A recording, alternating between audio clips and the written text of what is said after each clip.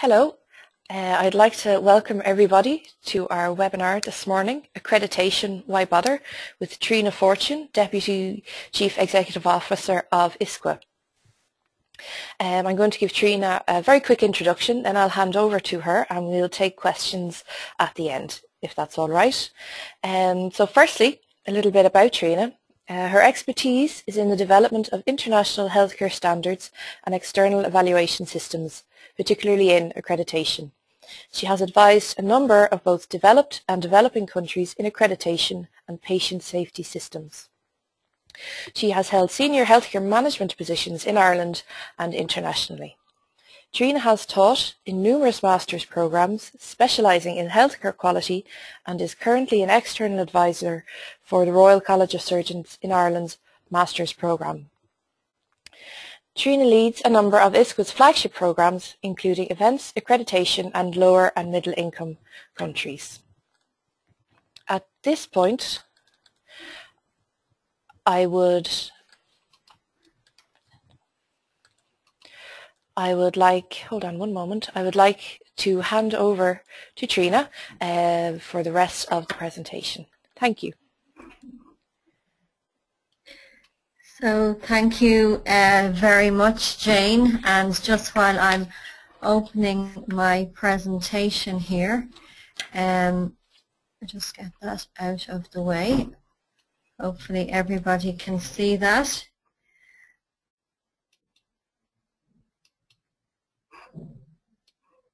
Okay, so sorry for that. I was just opening my presentation.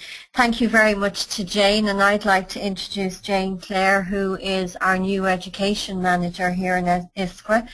Jane joined us last week, and we're very, very fortunate to have Jane. She has a lot of experience in curriculum development, especially in the disability sector. So I'm sure if you're doing the fellowship or you want to do the fellowship or you're just going to join us for webinars, you'll hear a lot more from Jane in the future. So what I'm going to talk about for the next 40 minutes or so, and I'll take questions at the end. I want to leave as much time at the end for questions as possible, is to look and see, why do we still need accreditation or external evaluation or standards? How do we actually implement them? And there's a lot of systems out there. I'm not just going to talk about accreditation.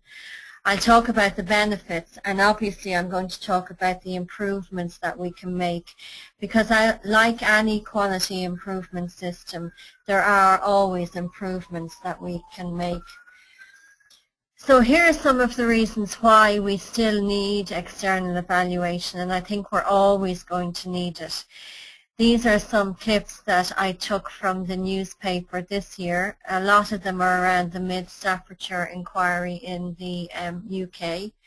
As most of you will know, there were 2 reports published by Robert Francis about the problems within the NHS system, and unfortunately these went undetected for a long time. But basically mid-staff could happen in any country in the world. It's not just the NHS that has problems. I'm from Ireland, and the health services in Ireland have a lot of problems at the moment as well. As you'll see, there's a headline there from Nigeria about children that were killed when a specific drug became infected. So we're all kind of in this together, and patient safety instances are unfortunately not going to go away. So what are we going to do about it? Well, there's a lot of things we can do, and I only have 40 minutes to talk today, so I'm not going to be able to talk about absolutely every one of them.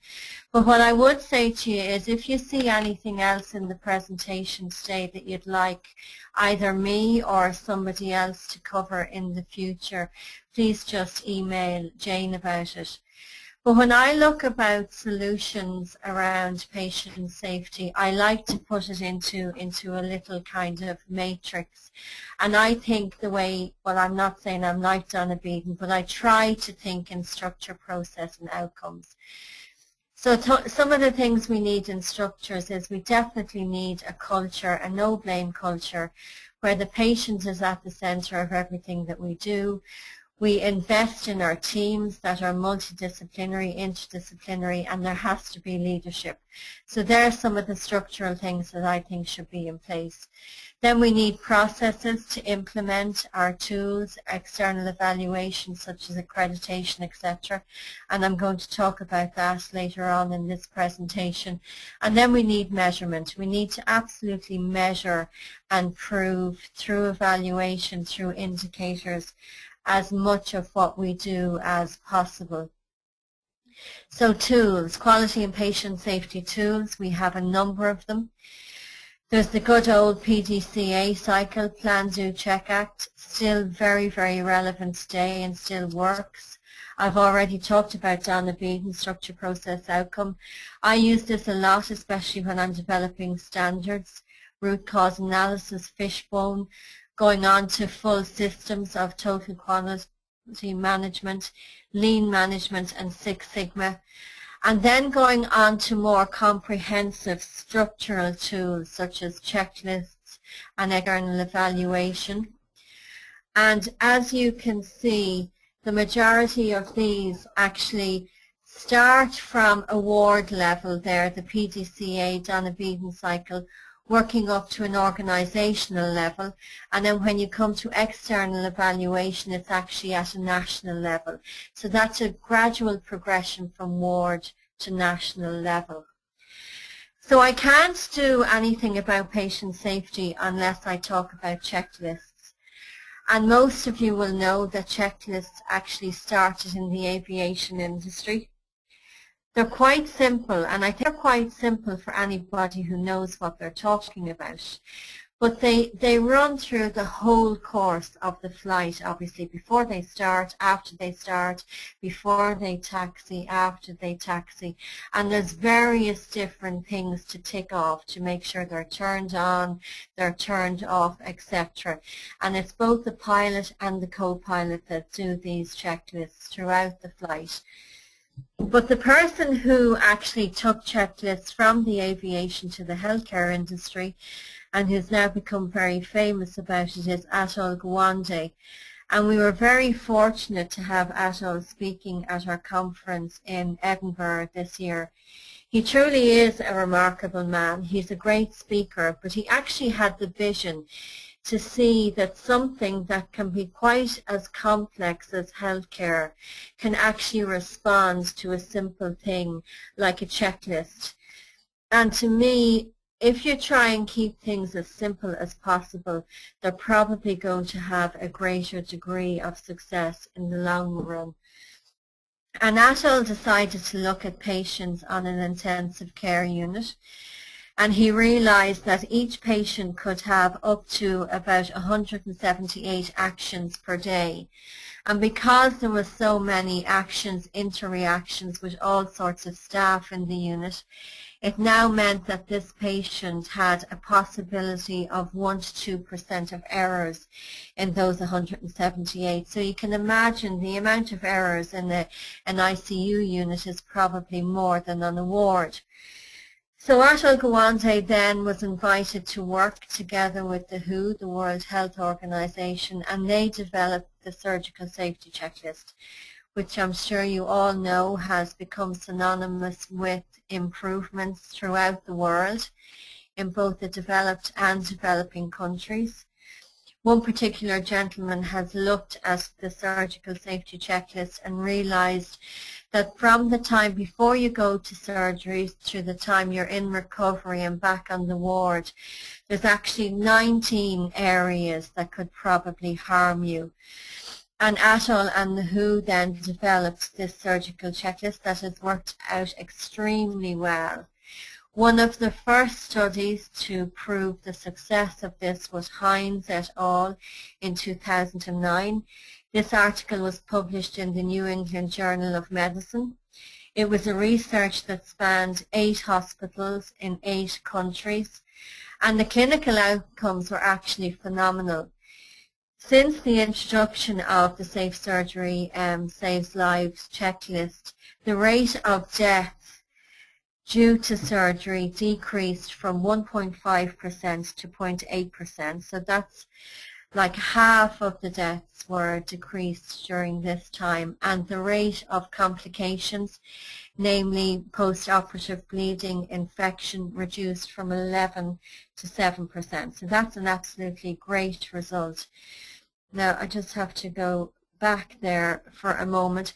Unfortunately, there was another study that was published the following year that was in the BMJ, and they did recognize that there was a number of barriers identified to checklists.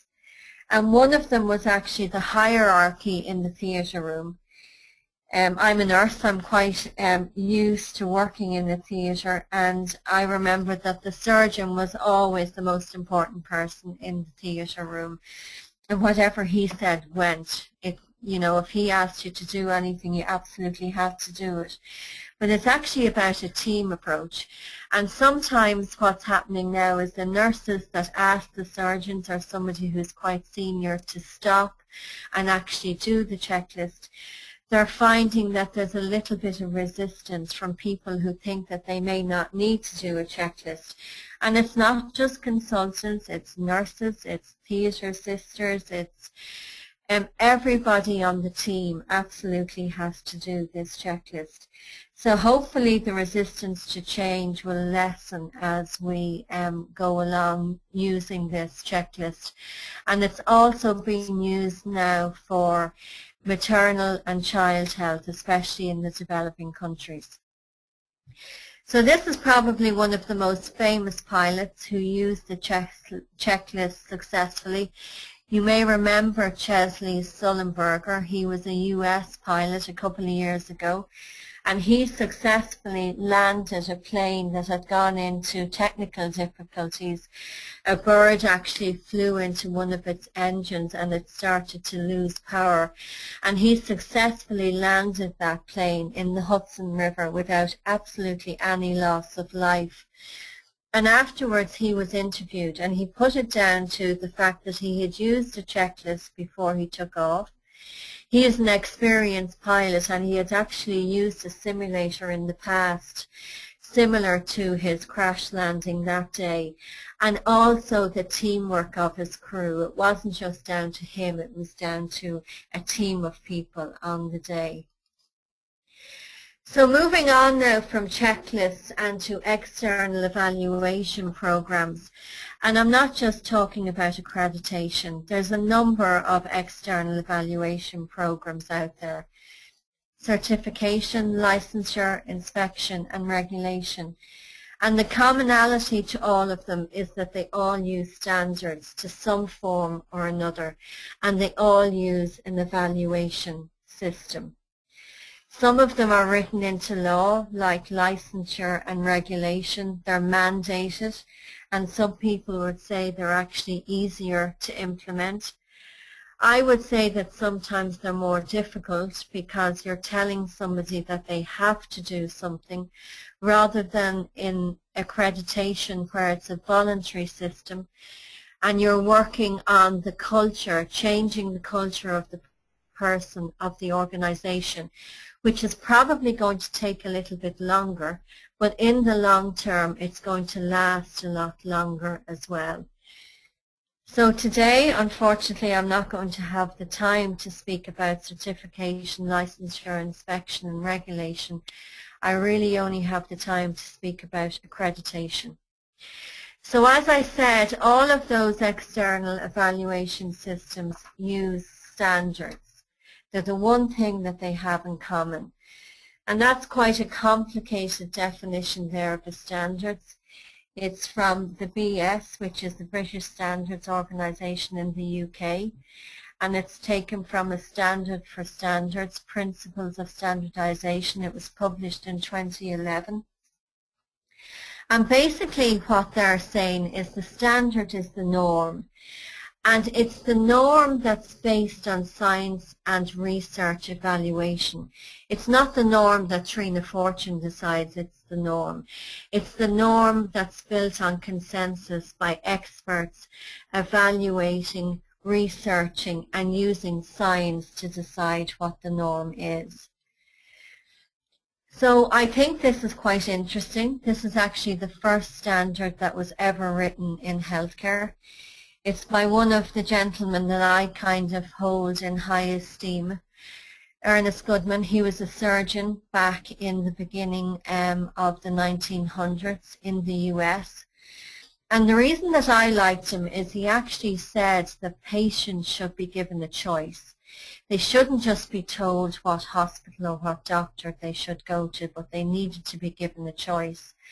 And as you may recall, that's still a challenge that we have today. But these were the 5 things that he thought should be in any hospital or clinic. There should be a well-organized medical staff. That member should be licensed and ethical.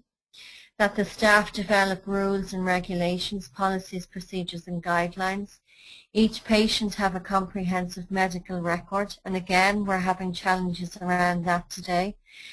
And that diagnostic and therapeutic facilities are under competent supervision.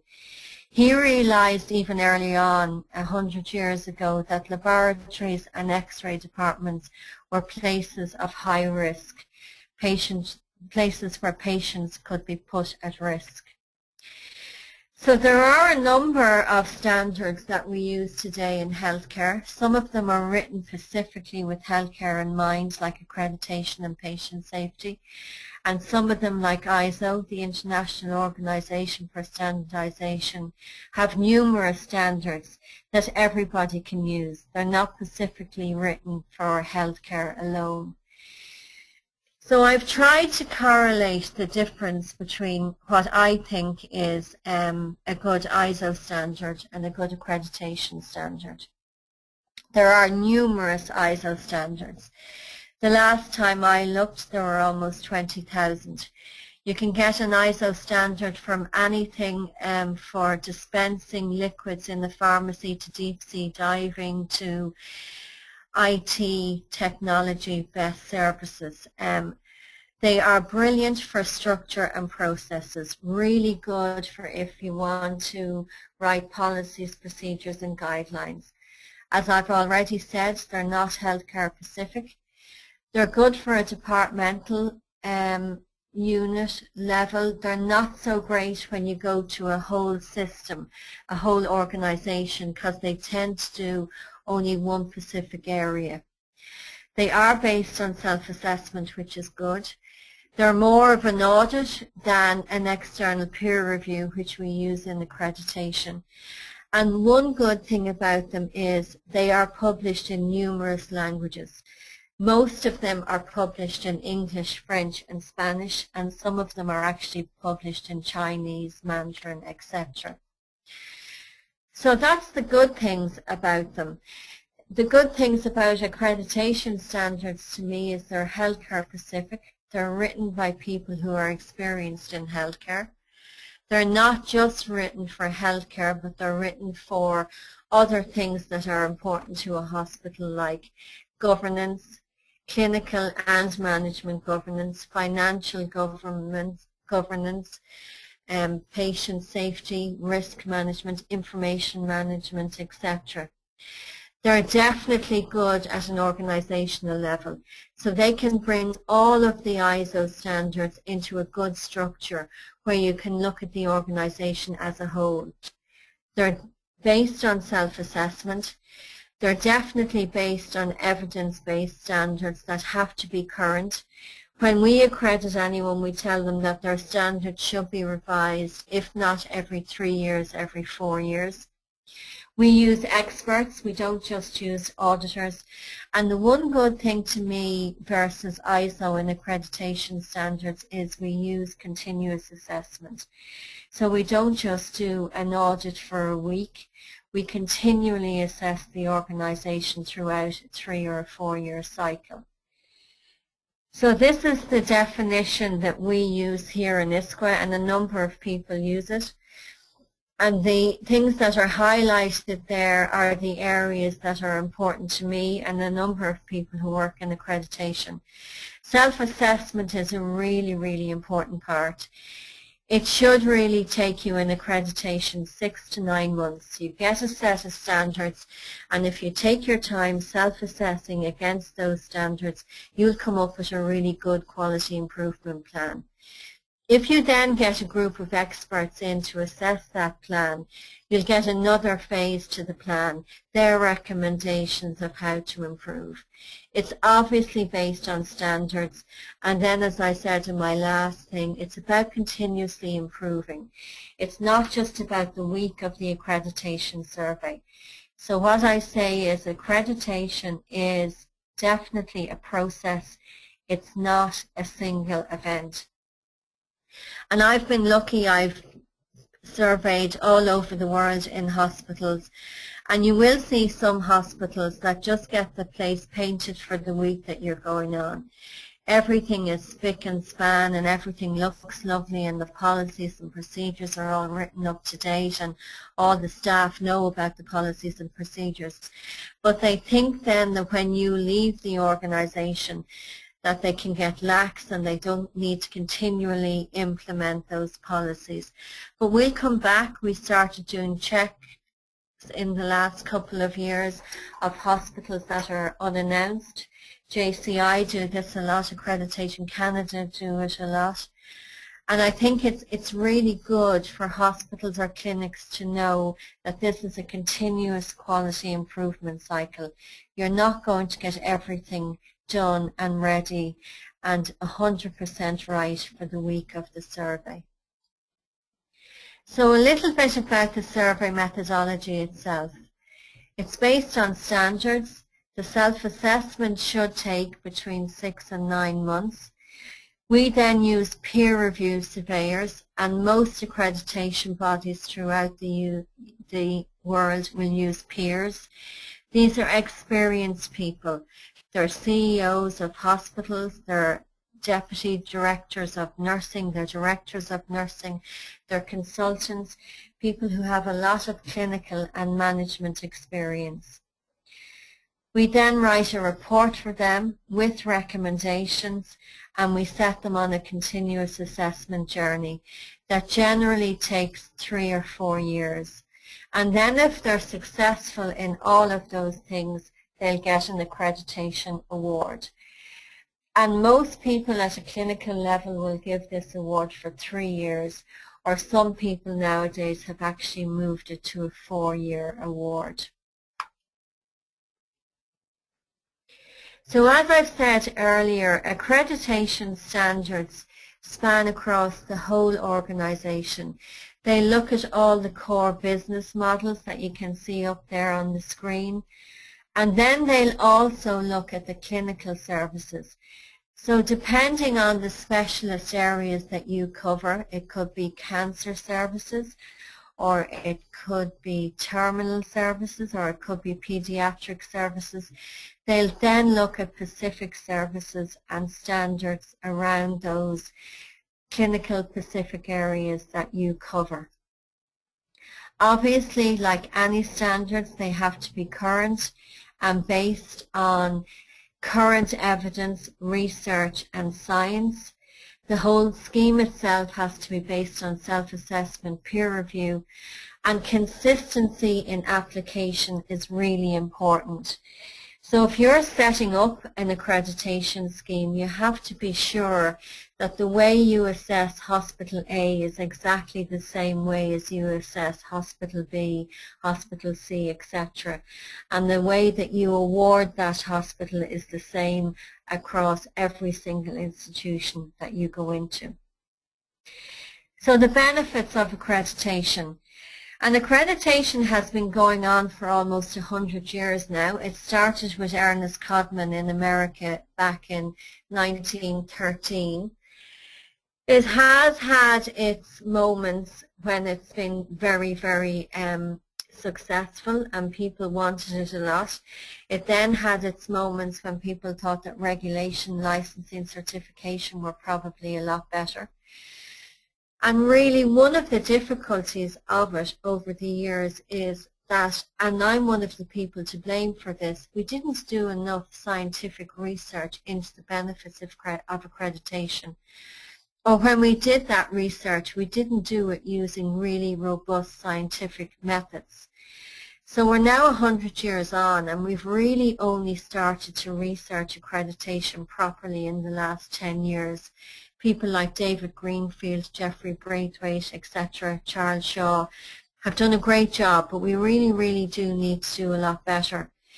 And the other thing about it is it's difficult to measure. So accreditation spans over a 3 or 4 year period.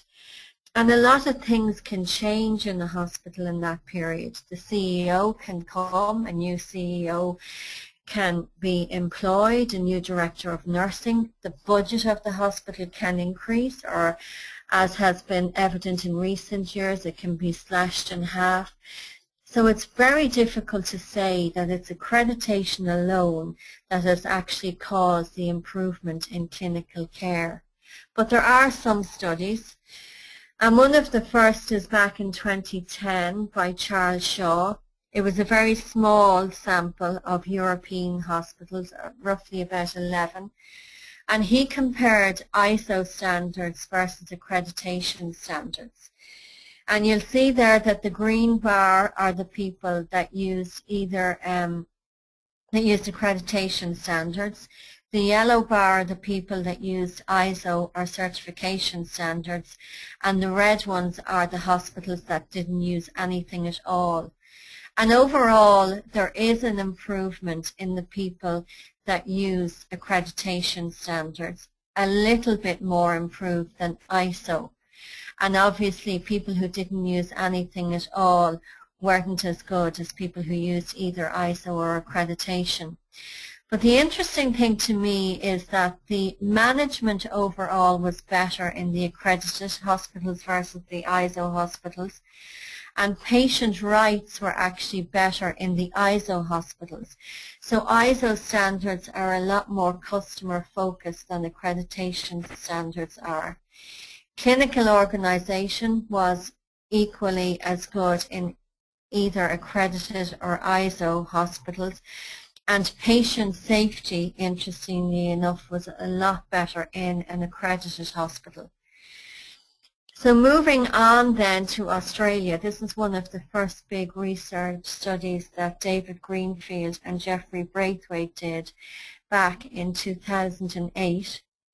And they said that accreditation did definitely promote change and professional development, and it may have an impact on the financial improvement, financial controls within an organization, and the quality performance.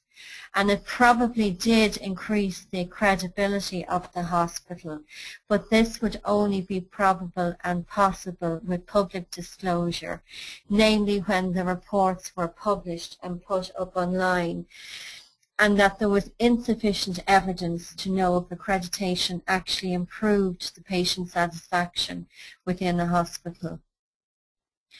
So Canada then in 2011 did a large lit review, and within that lit review they listed 25 benefits of a hospital that was actually accredited, and I've listed only some of them there. They felt that an accredited hospital was better with a risk management system. They had better interdisciplinary teams. They were more effective teams, better communication, and definitely an accredited organization did promote measurement and the use of indicators. But obviously improvements were needed. And like Jeffrey Braithwaite et al., they felt that it didn't increase patient satisfaction. And the way that accreditation systems actually captured data was very, not inaccurate, but was very cumbersome. And these were some of the clinical benefits that they found in their lit review. Interestingly enough, all of these studies took place in America. They're all within JCI, or the Joint Commission accredited organizations. And they all have proved that clinical outcomes are slightly better in an accredited hospital. The first one is in a transplant unit. The second one is in the stroke unit, where they said that the mortality rates were better, but there was no change in readmission rates. And the third hospital there is an ambulatory care facility, where they said that they were less likely to be re-hospitalized following a colonoscopy procedure. So moving on again to Australia, and Rhys Hincliffe, who is a colleague of Braithwaite and Greenfield, he did a rather large review last year of 58,000 studies that he found in quality improvement. There were only 122 that were actually scientifically robust. So while we've got a little bit better, we really, really need to improve our scientific robustness around the way we research accreditation. He found that his study spans 29 countries. The majority of the accreditation organizations had been formed after 2006 and were housed in either America or Australia. Interestingly enough, the least of them were housed in Europe. And lower middle income countries since 2006 have really started to become interested in accreditation. And 64% of these were in acute healthcare. The amount of organizations that are going into accreditation in primary care, aged care, etc. has started to increase, but not at the rate of our acute care colleagues. And the main findings that Rhys found was that there was a 53% demonstrated greater performance in accredited versus non-accredited hospitals, and this was either in performance measures or outcomes measures. And from the organizational point of view, he said that 51% of them showed improvements in standards of infection control, policies, procedures and guidelines, promoted a culture of quality, greater leadership skills, and did improve patient safety. So things are improving, and we are doing better research, and we are beginning to show that there are benefits to accreditation, but we still need to improve certain areas around it. The way we collect our data, it is cumbersome. People are still saying it's a big paper exercise, the amount of policies, procedures, guidelines that we need to collect. As accreditation bodies are maturing, they're moving away from collecting the policies, procedures and guidelines around the process areas, and they're moving to being a lot more slicker, collecting data, outcomes measures, outputs, key performance indicators, etc. We need more and better research, as I've said, especially in the non-acute care sector. We definitely need to reduce the workload associated with accreditation and the burden of excessive audits. About 8 years ago, I did a study in Ireland of all of the people that go into one of our major academic teaching hospitals here, St. James's in Dublin. And there were 43 people that went in doing specific audits, whether it be nursing audits, medical audits, laboratory audits, food hygiene, etc. And then because we were affiliated with Trinity at the time, when you put academia on top of that, it actually rose to over 80 audits in the 3-year time frame. That's just too many audits. And accreditation can actually help to bring all of those together into a really slick, structured process. We definitely need to improve how we use our patients, our service users, our clients in our accreditation process, from developing standards right through to our surveys, how we develop policy, procedures, etc. And we need to get more senior medics involved. Some of them are still very, very skeptical about accreditation, but the more research we do and the more science that we can show them, the more results that are written in such a way that they're used to looking at key performance indicators, improvement in patient safety, etc. I think the more and more of them will come on board. We need to start teaching the public an awful lot more about what accreditation is, and the only way we can do this is by being more transparent and publishing our reports, putting them up on our internet. So some people aren't ready for accreditation standards, which are actually the gold standards. They're quite hard to achieve, especially in developing countries. And AMRO is a project I was involved in. AMRO is the Eastern Mediterranean Regional Office of the WHO back in 2008. And these were some of the developing countries like Cairo, Tunisia, etc. And the WHO wants to develop standards for them that took into context that they didn't have a huge amount of data and they didn't have a lot of resources in these countries. So they wanted us to write more standards that were based on minimal data rather than accreditation data. We wrote these around the core standards as you would in any accreditation scheme: leadership management, patient involvement, safe clinical practices, safe environment, which is a big thing in developing countries, such as clean water, etc. And then lifelong learning, which was professional development. And we wrote them in a structured way so that the safety element was the core element that they had to achieve, and then we gave them a developmental part. So once they achieved the core part, they could then stretch themselves to go on and do even better, which was actually mirroring an accreditation scheme. So that's just one sample of that there. It has worked extremely well. We started with 7 countries. They have done the first round of evaluations and they're now going on to a second round of hospitals in the area. So everyone wants to know, does quality actually save money? And it's a bit like the research that goes into accreditation. We don't really know because we haven't been really good about doing proper scientific research. A lot of us that research reducing costs in quality improvement projects are nurses, doctors, etc., that don't have an awful lot of experience in accounting. I would say if you're doing a big quality improvement project that spans the whole hospital, get somebody who's actually experienced in accountancy to do up your spreadsheets, etc., to actually do a cost analysis before you do the quality project and then another one post.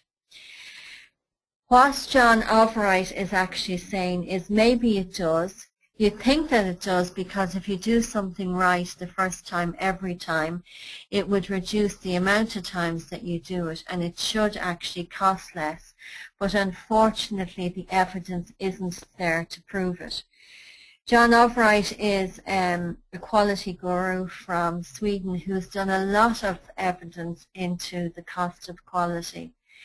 And this is something he did with the Health Foundation in 2009. He looked at all of the data that there was out there around quality improvement. And you'll see there the inverse pyramid. The bottom or the top of it, as it is in my structure here, the majority of the published articles are around adverse events, risk management, patient safety. And you can see the yellow bit there represents the amount that actually looked at the cost reduction of those, which is less than 1% of all of the articles. The second biggest amount of articles were on clinical guidelines, and again, really little evidence of cost implications in any of those articles. The third amount of data was on quality improvement tools, and substantially less in them. It was only about 0.5%. And then if you look at all of the articles together and the overall savings from quality improvement, less than 1% of the articles actually looked at financial implications. So in this day and age of economic hardship, which spans the entire world, we really do need to get a lot better in how we present our facts and how we look at our financial and cost implications of our quality improvement projects. So I'm going to start wrapping up now with this gentleman, Ernest Hagman, whom I said was one of my favorite people back over 100 years ago. He thought that 3 years from the time he wrote his first standard that people were going to think him really, really eccentric, especially the public, because he was going to say that they must find out what their results are, they must analyze their results to find their strong and weak points, they must compare their results with those of other hospitals, and everybody must welcome publicity, transparency, not only of their successes, but for their errors as well. So not be afraid to actually admit that we do make mistakes and to learn from those mistakes. So he said this back in 1917, and he thought within a few years from then, maybe 1920 or whatever, that most of his opinions would not be eccentric. But I think you'll probably all agree with me that we're still striving for these cultural changes today. We still want to blame people for making mistakes, and unfortunately that's not the best way. We need to open up to a no-blame society. We need to start measuring everything that we do, and we absolutely need to do scientific research much more robustly than we have in the past. So to conclude, I've tried to cover an awful lot there in the last 45 minutes. One of the main things is that we do need to try and assure that patients are safe in our care. And it's always going to be a challenge. We're never ever going to have a hospital that's totally safe. But we really do need to try and mitigate against risk. There are many tools that we can use. I've only touched on some of them today. Checklists are very, very good. PDCA cycles, structure, process, outcome that Donna Beeden first used. But they're all only singular tools, and there are too many audits, too many measurements in our hospitals today. But accreditation is one thing that can help to bring them all together. But we also need cultural changes. We need our leaders to grasp accreditation, to grasp quality improvements, to grasp the importance of multidisciplinary team working and putting the patient at the center of everything that we do. Research is improving, but we all need to do research. No matter how small it is, we need to do it as scientifically robust as is possible, and we need to look to see, to measure what the cost implications are of not only our research, but the tools that we're using. And finally, we need to reduce the burden of excessive audits and resources required to participate in any scheme. Remember, accreditation is voluntary. I hope it will always stay as voluntary. Accreditation uses gold standards. There are standards to strive for. It's a journey. It's not just 1 week out of a 4-year period. It's absolutely a journey. And I think if we try and keep the patient at the center of everything that we do, remember that unfortunately we are going to make mistakes, but learn from those mistakes, measure our risks, and put some kind of structures in place.